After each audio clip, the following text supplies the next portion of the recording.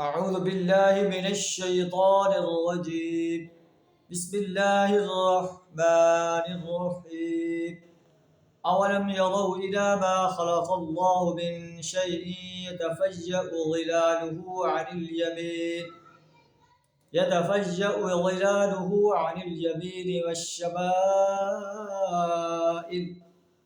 والشمائل سجدا لله وهم داخرون. صدق اللہ العظیم. سورہ النحل آیت نمبر 48 آپ کے سامنے تلاوت کی، جس کا ترجمہ کچھ اس طرح ہے: کیا یہ لوگ اللہ کی پیدا کی ہوئی کسی چیز کو نہیں دیکھتے کہ یتفجأ ظلالہ عن الیمین والشمائل، اس کا سایہ کس طرح اللہ کے حضور سجدہ ریز ہوتے ہوئے دائیں اور بائیں گرتا ہے. سجدا للہ، اللہ کے حضور سجدہ ریز ہو رہے ہیں. وہم داخرون، اور وہ سب کے سب اظہار عجز کر رہے ہیں.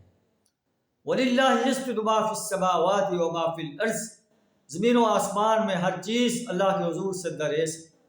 من دابہ، جاندار چیزیں، والملائکہ، اور فرشتے، وہم لا یستکبرون، اور وہ تکبر نہیں کرتے. عاجزی اور انکساری کے ساتھ اللہ کے حضور سجدہ ریز ہو رہے ہیں.